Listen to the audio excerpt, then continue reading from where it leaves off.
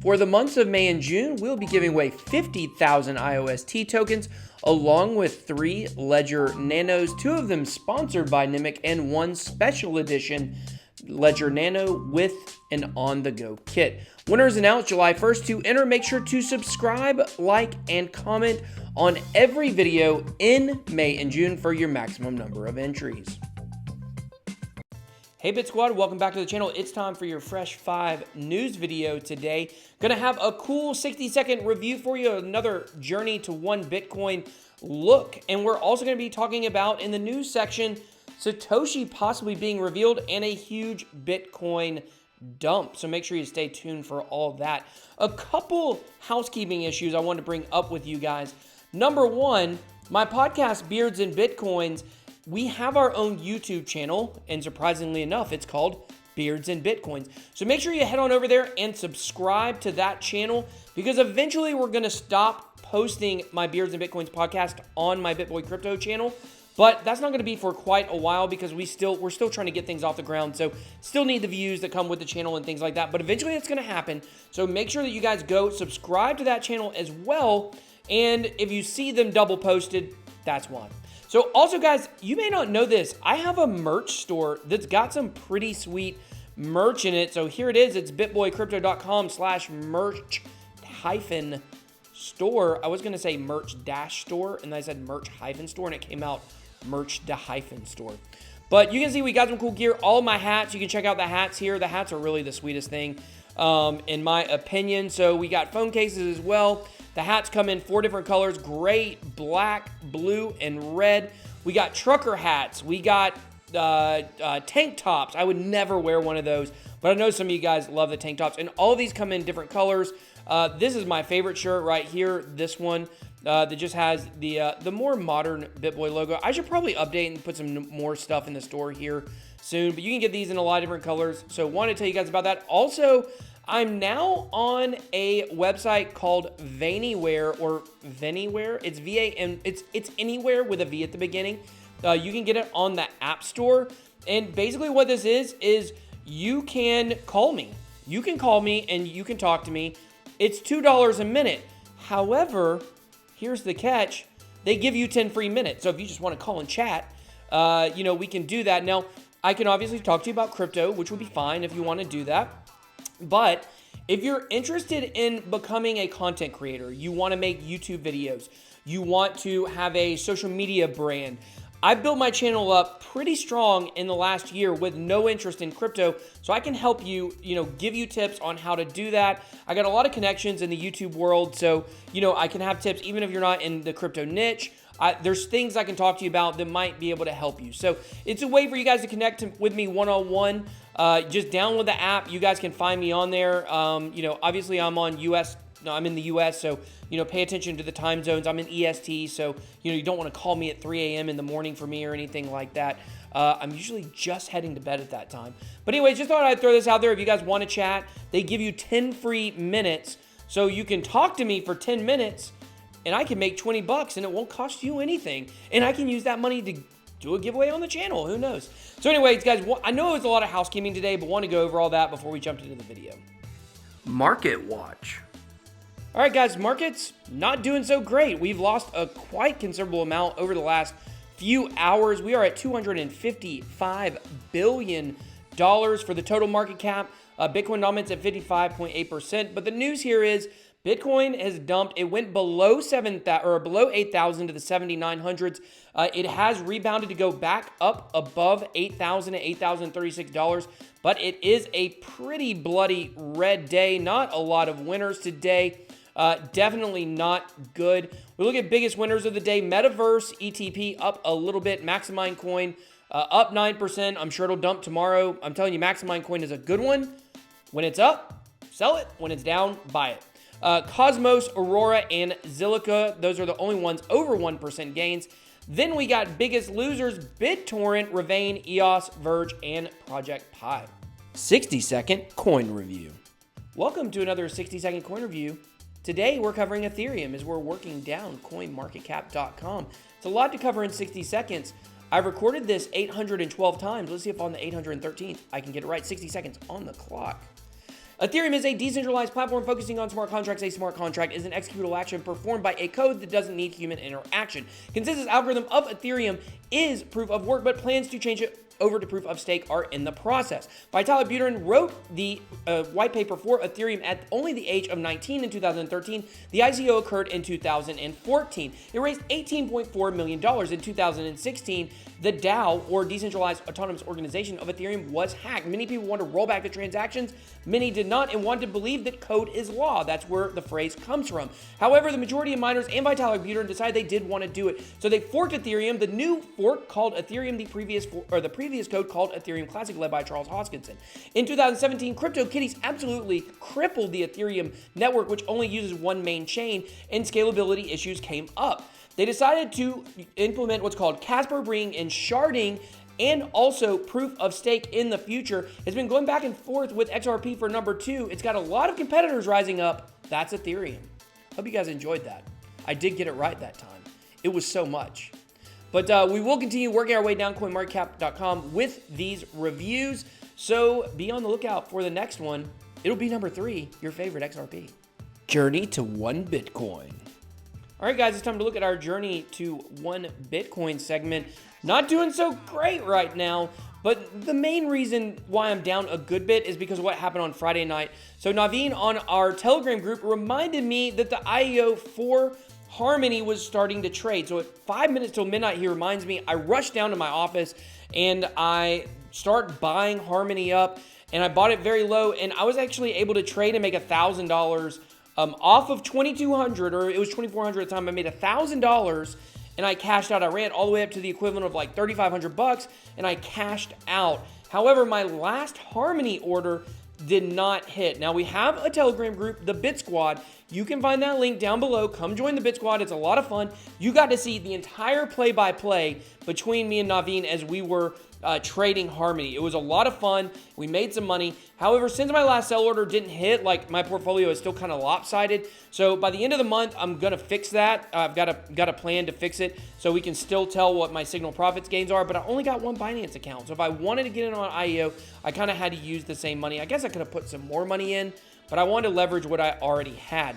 Now, if we go to our spreadsheet here and look, you will see that so far we are down 0.029 Bitcoin. We're down $415 since we started. But like I said, I did cash out $1,000. So the numbers are a little off. I'm doing the best I can with this, but I do still have to have some functionality in my Binance account. The whole point is to determine, is signal profits worth it? And we'll see by the end of this month how things line up. And hopefully I will be able to hit that sell order with Harmony eventually and actually be a little bit on the plus side. It's time for the Fresh 5 top news stories of the day, starting with number 5. All right, guys, more and more people are starting to take Bitcoin. You can see this guy's dentist is now taking Bitcoin. He wiped out the logo. I want to know what the dentist is. I want him to dox the dentist. Not Botox, but dox. Bodox. The dentist. Now accepting Bitcoin for for payments on all services. Get up to 20% off when you buy or when you pay with Bitcoin. Proving that now may be the best time to go to the dentist unless it's tooth hurty. Everyone knows tooth hurty is the best time to go to the dentist. And yes, I did cover this story solely so I could give you my dentist at tooth hurty joke. So thank you so much, Reddit, for lining up with my dad jokes.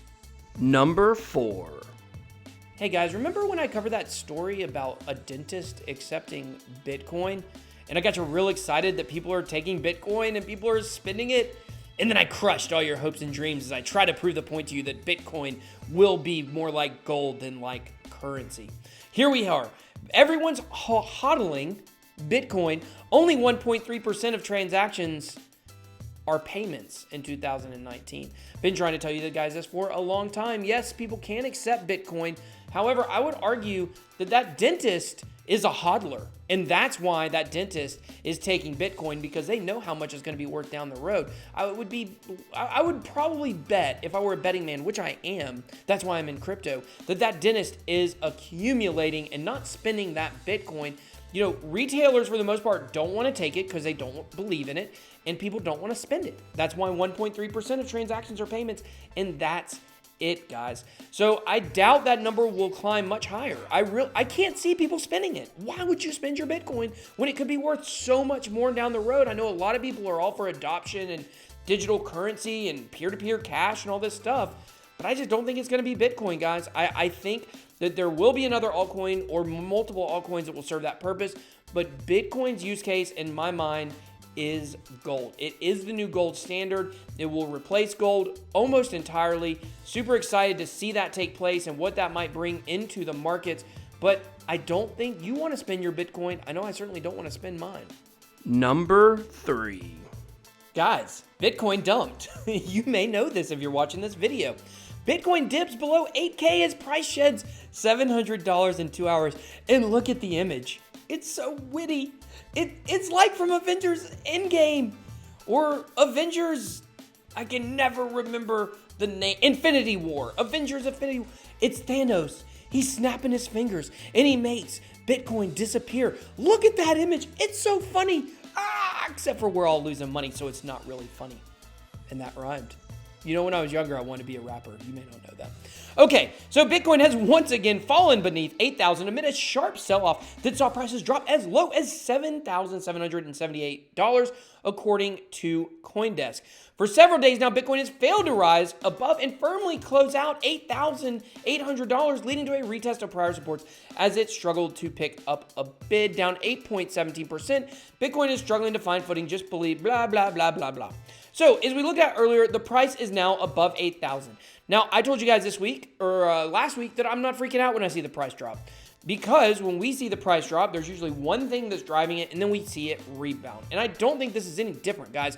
We are on the way up. I believe, in my opinion, by the end of the year, all-time highs. Maybe wrong, but I did call the bottom less than a month after we hit the bottom. I called December 15th, and now we are moving up, and I believe by the end of the year, we will be at all-time highs. So I'm not freaking out about any of this. I'm not living or dying by the price of Bitcoin right now. So right after this comes out, then we get the story from Whale Alert. It's 6:39 p.m., right around the time that this happened. 25,160 Bitcoins, $213 million transferred from unknown wallet to Coinbase. So I don't know, is this someone trying to flood the market? This is not a coincidence, guys. When we got $213 million moving, that is a significant amount of Bitcoin. So, I do think there's a relationship there. I think over the coming 24 hours, we'll get more evidence and news of this and find out exactly what happened. But either way, guys, I'm not concerned. I think we'll be back up probably 84, 8,500. Probably tomorrow, the next day, whatever. It does suck, though, because, a lot of times what happens is the altcoins can't really catch up. They drop a lot. So we see right now it is at $8,062, so it's up about, $60 since we started the video or whatever. So hopefully it'll continue. I do think it'll rebound. I'm not that worried. We might see a miniature BART pattern or, where we kind of end up looking at this as like a prolonged flash crash, something like that. But I'm not worried. It's not shaking me out. Number 2. All right, guys. Justin's son is going to be meeting with Warren Buffett. Check out this meme here. I thought this was super funny. I think this was done by my friend Crypto Shark on Instagram. I'm not 100% he was the originator of it, but it's hilarious. Of course, Warren Buffett, famous for calling Bitcoin rat poison, and now he's going to meet with Justin Sun of Tron. So I officially announced, he loves announcements, I've won the record-setting 20th anniversary charity lunch hosted by Warren Buffett. I'll also invite blockchain industry leaders to meet with a titan of investment. I hope this benefits everyone. So I did a little research into this, and I checked out the story. This is before they knew who the winner was. Warren Buffett charity lunch fetches record 4.57 million bid. An anonymous bidder, if it's Justin Sun, he's not going to be anonymous for long, as we know. An anonymous bidder has agreed to pay a record $4.567 million in an annual charity auction to have a private lunch with Warren Buffett, the billionaire chairman of Berkshire Hathaway. Now, it could probably be a one-on-one dinner. Some people have the idea that this is just like a charity lunch and a lot of people are going to be there. Not true. So the winning bidder and up to 7 friends can dine at the Smith & Wollensky Steakhouse in Manhattan with Buffett, who says he will discuss anything apart from his next investments. There were 18 bids from 5 bidders. So very interesting, guys, that this is going to be going on, that Justin Sun's going to be meeting. Who knows who he's going to bring? I'm sure he'll probably bring, maybe Charlie Lee, maybe Vitalik. He might try to reach out to some of those people that have given him a hard time, maybe Charles Hoskinson. I think they wouldn't turn down a lunch with Warren Buffett, especially at a nice steakhouse. But, this to me is just so funny, guys. It's really hilarious because Warren Buffett has no idea what he's gotten himself into. So I don't know what will come of this. I think this is brilliant. Now, yes, Justin Sun paid $4.57 million to do this. If you take the money out of it and you just say Justin Sun is going to have lunch with Warren Buffett, what is going to come out of this is going to be hilarious. I cannot wait to see the memes. I can't wait to hear about this dinner and what was said. This is going to be hilarious, guys. But I think it's good publicity for crypto. Hopefully, we'll see where it goes, but I've just been laughing all day about it. Hold up. It's time for an IOST break. All right, guys. I've got good news and I've got bad news. The good news is Horse Saga is launched. We talked about Horse Saga right before the Kentucky Derby and said we want to have a decentralized horse for the channel. You guys know I'm trying to get into these games. This is an IOST DApp. Super excited about it to play this horse game. But here's the bad news. It's only available for Android, and I don't use Android. So unfortunately, we cannot do our iOS or our decentralized Horse Saga unless someone wants to donate me an Android phone. If you want to send me an Android phone for free, hit me up at bitboycrypto.com or bitboy@bitboycrypto.com and send me an Android phone so we can download this game and play this in a decentralized fashion. I'll let you make all my horse decisions. But, IOST this DApp has launched on IOST. We talked about it a few weeks ago. Climb aboard and join our equine extravaganza. I really want to play this game, guys. I really do. Horse Saga currently has horse trading, horse breeding, and horse racing as features in the game. So you can race your horses too. If you want to follow IOST token or iOS token on Twitter, you can actually sign up for a giveaway to win Sheriff Horse. Don't you want to win Sheriff Horse? The funny thing is I know some of you guys are actually super into this, and I'm trying to be, guys. I'm trying to be into the horses. I'm trying to race the ponies. I really want to do it. I don't know, maybe I can do it. Is it just on Android, or I wonder if you can do it on the website. I'll have to look into that a little bit more and find out. It looks like it's just for Android. I'm really disappointed by this. But you guys, whoever wants to send me an Android phone, we can make this happen if you have an old one or something like that. I could probably go buy a cheap Android phone. I think I'll actually do that soon, guys. If I don't have it, if nobody will send me one, which I know I'm like trying to panhandle for a phone, but I just really hate Android, I will go buy an Android phone. We are going to play Horse Saga, guys. I have decided we are going to play Horse Saga on this freaking channel. I promise you. We're not going to do a daily segment, but I'm going to do a video where we are going to play this game. We're going to get all the horses. We are going to dominate. You know why? Because I got the horses in the bag. Horse stock is attached. Head is matted black. Got the bushes black to match. That's right, guys. We're going to have the horses in the back and in the front. So I'm going to do this. So somebody email me today or tomorrow if you want to send me a free phone. I'll let you do that. If not, I'm going to go buy an Android phone this weekend. By next week, we are playing Horse Saga. I swear to you guys, this is going to happen. The number one crypto story of the day. All right, guys. Do we now know who Satoshi is? A lot of people believe this could be true.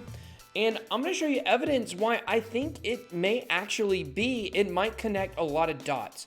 So we have Paul Solatoshi, aka Paul Solatoshi Calder LaRue, a criminal mastermind, created encryption software and also created a manifesto very similar to the Bitcoin white paper in, I believe, 1998. So the question is, how would he be connected to Craig Wright, how would he be connected to Bitcoin? Now, one interesting thing is he's in prison. He's been in prison since 2012, which actually lines up with when Satoshi disappeared. And you can't really deny the fact that Satoshi is eerily similar to Satoshi. Now, here we go. The newfound candidate is Paul Satoshi Calder LaRue, a 46-year-old former cartel boss, drug smuggler, arms dealer, and informant to the U.S. Drug Enforcement Agency, or Administration, and genius programmer. He's currently in custody for the assassination, or ordering the assassination of 6 people, brilliant programmer, and vicious cartel boss that became a U.S. asset. So the question is, what are the ties between Satoshi, or between this guy and Dave Kleiman and Craig Wright? So it says, self-proclaimed Satoshi Craig Wright is being sued by the Kleiman family on accusations that Wright defrauded and stole over $11 billion worth of Bitcoin and hard drives from the now deceased Dave Kleiman, a noted computer forensics expert who's suspected by some to be Satoshi Nakamoto. Now, I do have to say this. I've done a video before where we look at Dave Kleiman, and he died under very suspicious circumstances, which you gotta wonder if maybe Craig Wright and Dave Kleiman stole the hard drives from Paul Satoshi Calder LaRue, and maybe that's what resulted in Dave Kleiman's death. So Dave Kleiman supposedly, now he did have a terminal illness, but that's not what he died from. He actually died from drinking himself to death. He was found in his apartment or house, I believe it was an apartment, with alcohol poisoning, but also there was a bullet hole in the wall, and they said the scene was absolutely grisly. What if someone dies of alcohol poisoning is grisly? I don't know, guys. It sounds like something off The Sopranos, you know? You make a guy drink himself to death. There's a bullet hole in the wall. Maybe there was a resistance, whatever it would be. The case was ruled to be not a homicide. But if these people were good, this guy's a cartel boss. I don't know, guys. It's a little sketchy, and to me, if that were the case, that would fill in a lot of dots revolving around Dave Kleiman. So, document 187, Dr. Craig Wright's motion for protective order. This came up in the lawsuit, and basically, here is a picture of a footnote that was blotted out. Now, this was talking about different people that Craig Wright felt threatened by. Paul LaRue Wikipedia page. They forgot to redact the link here that has his name in it. So that's the connection between Craig Wright and Paul LaRue. Now, why did he feel threatened by him? What would make sense if maybe they stole these hard drives from him after he went to prison? Not really sure how all that would happen. That people call him a real-life Bond villain behind a cocaine and gun empire spanning 4 continents, who's now turned super snitch. Now, if he was a super snitch for the government and the government knew that he was in fact the creator of Bitcoin, would they tell us? Would they ban him from ever being able to get in contact with Craig Wright again? Or else, who knows, maybe he serves a longer prison sentence. Not really sure. It's all very, very sketchy.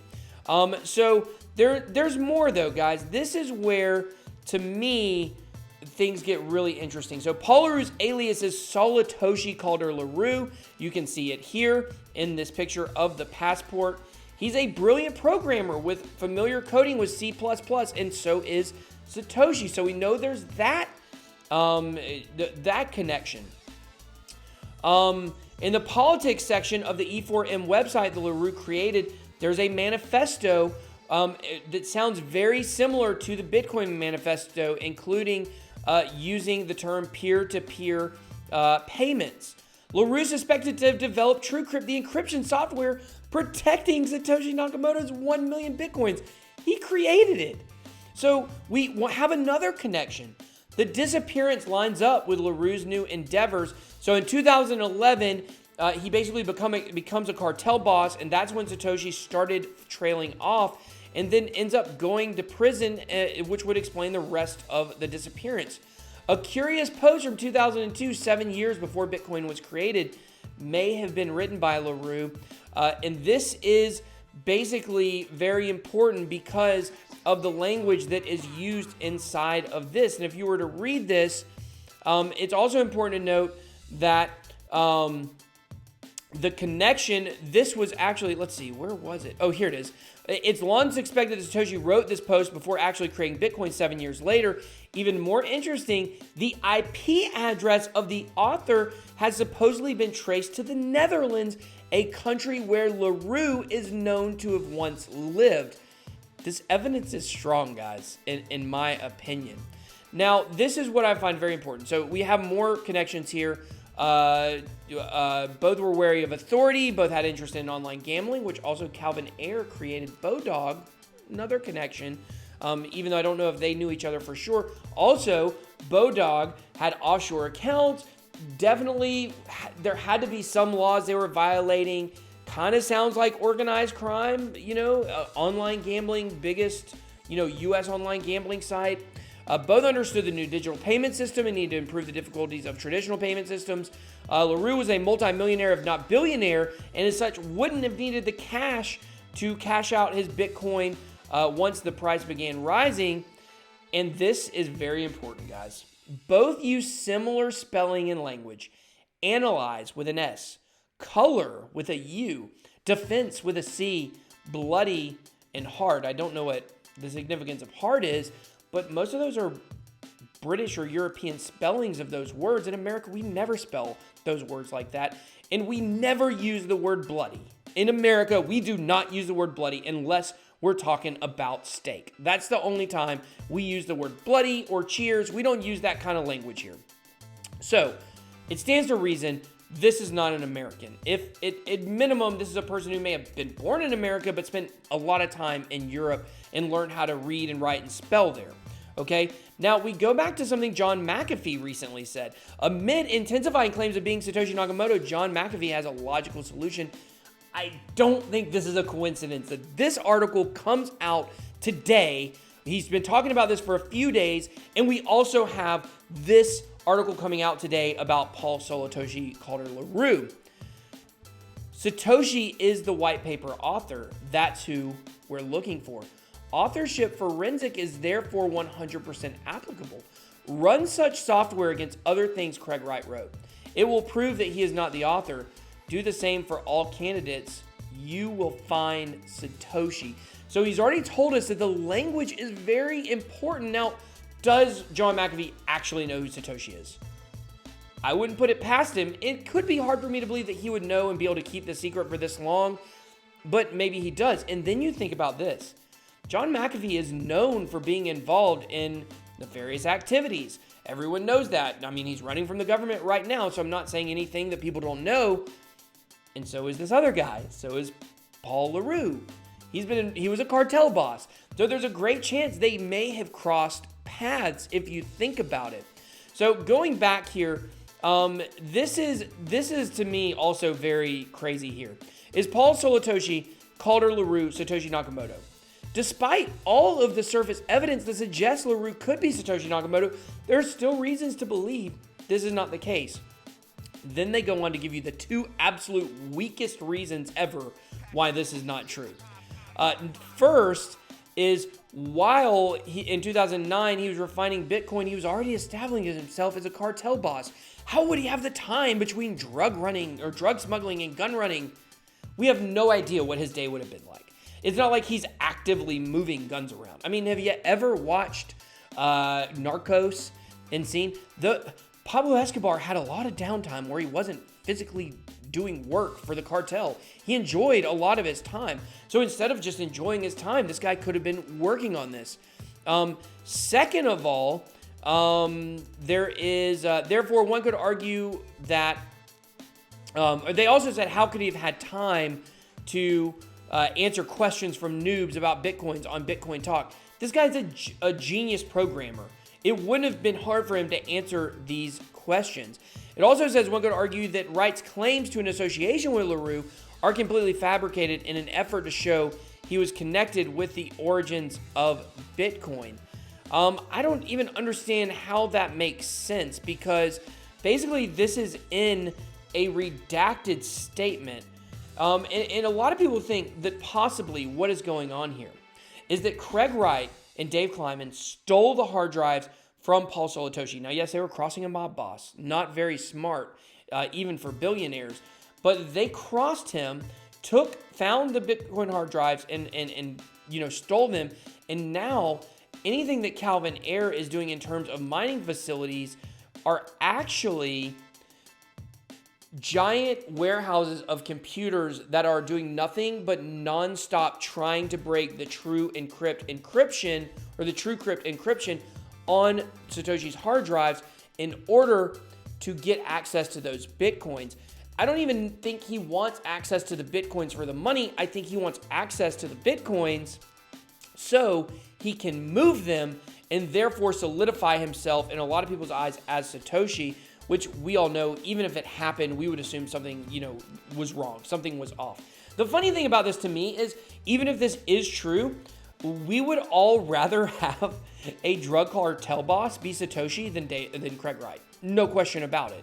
The price would dump more if Craig Wright was found out to be Satoshi than if, this criminal mastermind were found out to be Satoshi. So I don't know, guys. This to me is compelling evidence. I'm not going to say this is true for 100%. Obviously, we don't know that. But here's something he said. The idea of a future with virtual peer-to-peer banking, a kind of decentralized and secure system. It sounds just like Bitcoin. And if you were making a movie about this, which would be absolutely insane, if you were making a movie about this storyline would be so unbelievable that this would be true. And as you guys know, a lot of times the truth is stranger than fiction. And I'm not dismissing this. Now, do we want to know who Satoshi is? The part of us as humans that's inquisitive and curious wants to know. We want to know. It's better for crypto if we never find out for 100%. So while I think this is very, very compelling, we don't have 100% evidence and we may never get it. However, I would believe that if Craig Wright did have anything to do or even know that Bitcoin was being created, if he had anything to do with it, even from an outside perspective, or if he knew for sure the people that were creating it, eventually I believe this tale will get told. Is this it? Not 100% sure, but it is certainly compelling and it's worth looking into a little bit closer. So I hope you guys enjoyed this video. BitBoy out.